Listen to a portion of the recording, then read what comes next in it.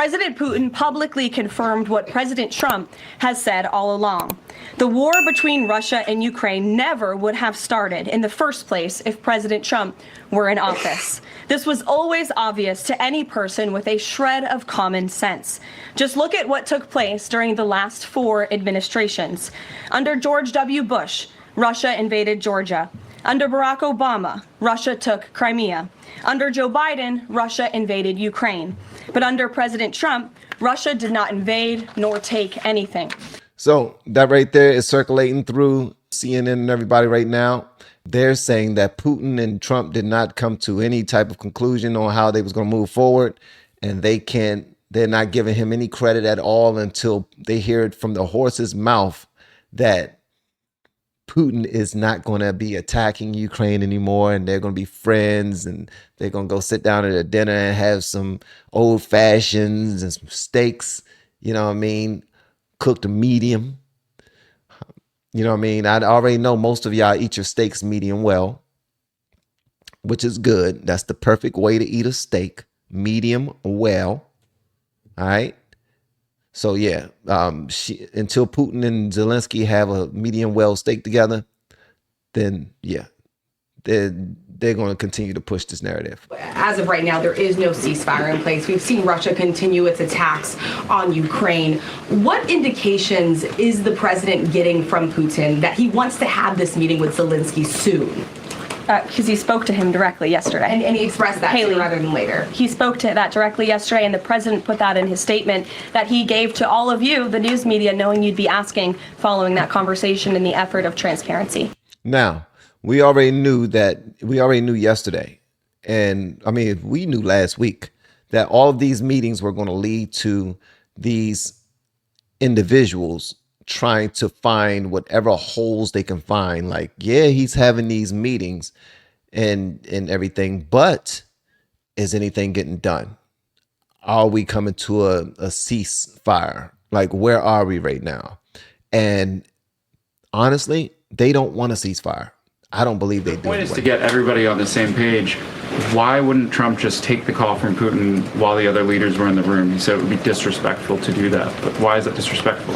With all due respect, only a reporter from the New York Times would ask a question like that, Sean. The president met with all of these European leaders at the White House 48 hours after sitting down with President Putin on American soil. In fact, there was so much progress in the readout that was given to these European leaders immediately following his meeting with President Putin that every single one of them got on a plane 48 hours later and flew to the United States of America. And if I could just read for all of you some of the statements from those European leaders yesterday, you had President Zelensky himself saying it was a very good conversation. It was really good. We spoke about very sensitive points.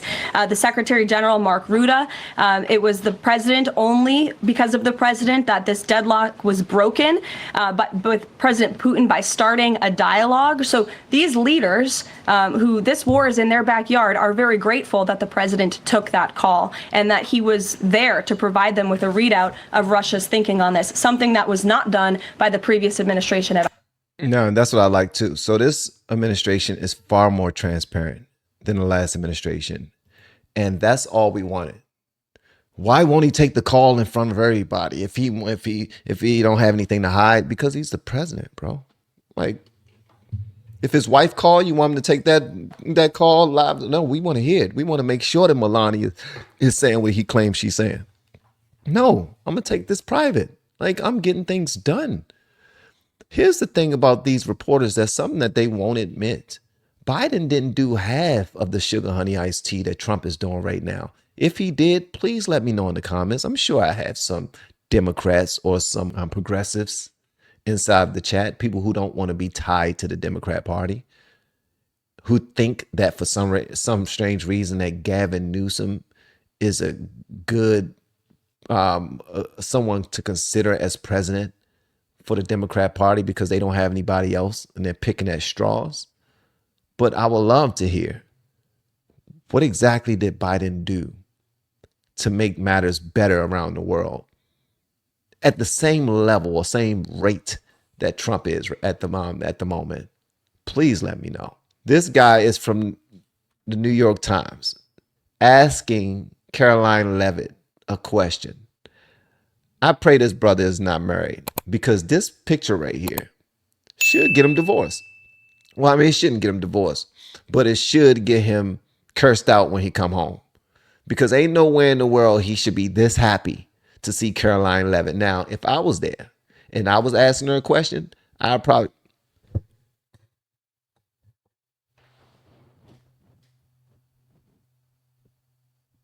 If I was there and I saw Karoline Leavitt, The point is to get everybody on the same page. Why wouldn't Trump just take... Like, look at him. He asking her questions and she's just... Look at this right here. Like, if you're asking somebody a question and they're doing this right here and they're getting themselves together and they just start smizing and they're just standing there, you don't even see a cross on their chest no more. You just see a cutie pie. You see somebody that's cute. This brother is asking her a question, and then when she's answering, even if she was to cuss him out, this brother is excited to be there. She's smiling. She's being personable while she's answering this question, and the whole time she's talking to him, this is on his face right here. He's just smiling like, yeah, you better answer that question, girl. Yeah, answer my question. Oh yeah, I love the way you answer my questions. He like,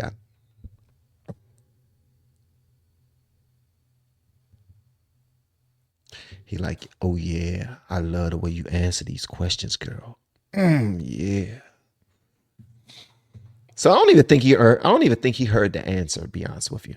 I don't even think he heard the Thanks, answer. Karoline. Since the president often says that this war would not have started if he were in office, and Putin confirmed that. It's true.